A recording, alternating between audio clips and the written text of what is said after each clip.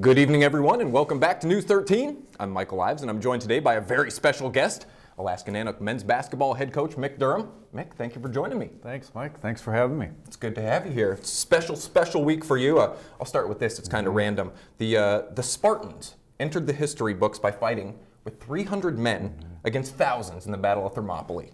Now, Coach DURHam, you have entered the history books this weekend, or last weekend, in the Battle of UAF against Northwest Indian College by getting your 300th win as a college hoops coach and along the way turning thousands of teenagers into men along the way. Tell me your thoughts on that 300th win this last weekend.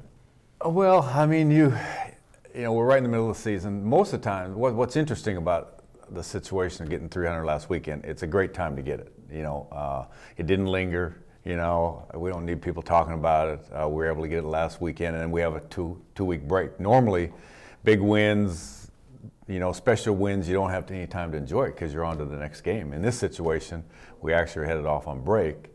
So do have a couple weeks to kind of just, you know, reflect and think back, and it means I've been doing it quite a while. Speaking of reflection, 21 years ago, Coach, you stepped on the court for your first NCAA basketball game as a head coach at Montana State. What were you thinking in your mind there 21 years ago, and any idea that 2 decades later you'd still be racking up basketball wins? Well, yeah, I mean, at that point, you know, when you're young, you think you can do anything.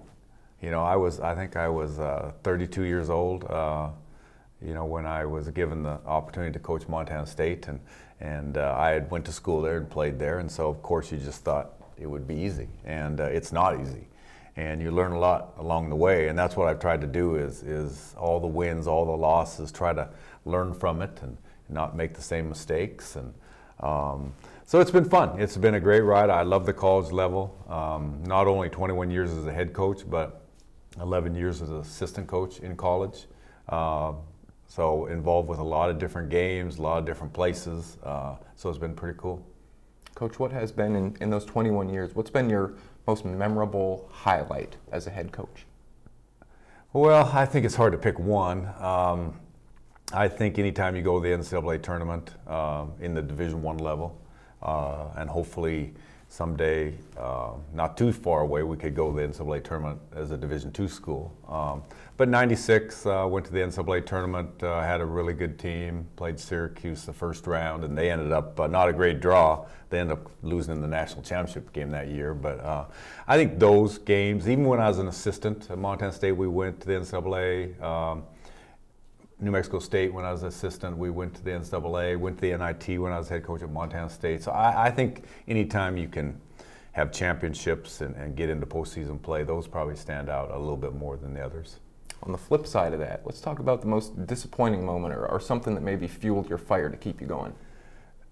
Well, you know, I'm a person that I don't like losing, but I like what losing does to me. You know, it makes me hungrier. It makes me work harder. You know, I want to get back at it.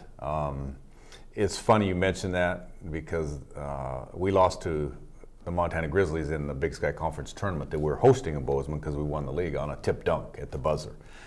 In front of a packed house, you know, of about 10,000, and the score's tied. We're playing defense. They miss it. Ball goes up above the rim as it's coming down, you know, and the kid just slams her home. And so I don't know, that's one's pretty hard to forget. Plus, you're playing against your rivals that did it to you. Now, we went to the NIT. A week later, went to Utah State, won. Then we went to Richmond and lost. So, you know, again, there you bounce back and had a big win at Utah State. So, you know, you just kind of go with the flow a lot in this profession. It's funny that it sticks out that much to you that you can still paint that exact picture. Oh yeah, that one's hard to get rid of. Hard to get rid of. Tell me about this. You're now into year number 5 here at UAF, Coach. You've effectively turned around this program from a losing program to now a winning Nanook basketball program. You made the choice to move from D1 hoops, like you said, and a winning D1 hoops career to Division II basketball in Fairbanks, Alaska. Have you been happy with that decision? And then how has the Fairbanks experience been for you?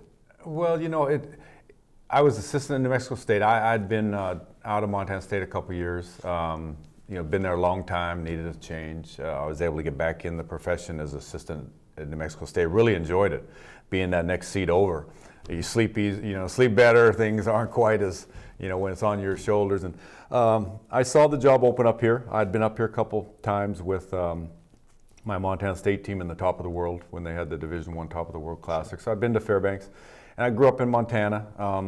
So I thought, well, maybe there'd be an interest because I'm from the Northwest, with Alaska, and that's where we recruited when I was at Montana State a lot. And so anyway, yeah, Forest Carr gave me the opportunity to come here, and basically was a chance to be head coach again. I kind of had that in my blood, and no, it's been great. It's been a lot of work.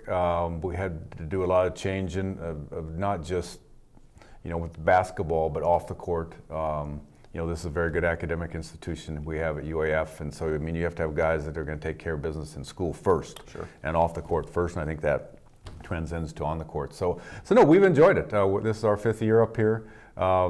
It's, we miss home, which is Montana, where our family is, and our 2 older kids, and that type of thing. But no, the basketball, the community, the GNAC, in this league, and you travel. It's really like a Division I school because of how we travel, and we do sell that in recruiting to our guys. That hey, we don't bus anywhere. We get to fly everywhere and stay in hotels and travel and see the country. So it's been good. Outstanding. Now, speaking of this year's Nanooks, Coach, team is off to a blistering start. Their best season start in over a decade. What or who has impressed you this year?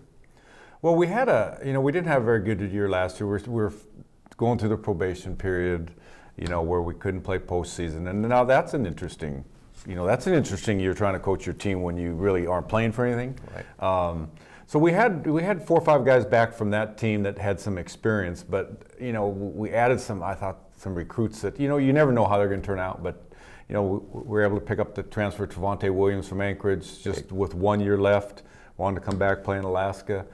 We picked up Bengali Kaba, a junior college kid out of Arizona from Texas, and he was kind of a kid that has a ton of potential and didn't really know for sure how he's going to progress. Well, he's a good player. Yeah. And Zach Peterson has come along. Brandon Davis, a kid that walked on from Spokane, Washington, is now starting for us. And so really new guys with the basic guys back, it's been a nice mix to get off to this great start. And an 8-2 start, we're excited about it. We have a little break now. The 2 games I lost were in the state of Montana. I'm not sure if the ref's still mad at me or what. I don't know what I did, but so yeah, that was the 2 we lost. Fantastic. Speaking of that, you guys have this holiday break period, and then you come back to finish off the rest of the season. What are some skills that your squad can hone and perfect after you guys return to have a successful Nanook basketball year and make a postseason run? Well, right now we're pretty balanced. We're scoring some points. We're getting better defensively. We can improve rebounding-wise. We've only played 13 games together with a relatively new type team. I think the biggest thing with the 18 GNAC games we have left, and 10 are on the road, 8 are at home. We are 2-0 in the GNAC. We won our 2 home games. We got to handle things. We got to be able to handle, when we get knocked down. We just got to stay in it and stay as focused as we can for 18 games because this league will do some tough stuff to you. Hopefully not at home, but on the road, and we got to be able to, build from that and just stay the course. And our goal is to get in the GNAC tournament and try to get as high a seed as we can, and we'll see what happens. Final question for you, Coach. Now, this is about you and your future. What does the future have in store for you? What's your ultimate coaching goal, and are you maybe thinking about 400? Well, somebody told me the other day, they said, well, if you could play Northwest Indian college a few more times, you might get to 400. Get them quick. Exactly. And then somebody else told me that, hey, the first 300 are the hardest. So I don't know. We don't look too far ahead. I'm not someone that's going to be doing this when I'm, 70 years old, like a lot of coaches still are in this country. But I think this will be my last job. I really do. We like it here. I like the league.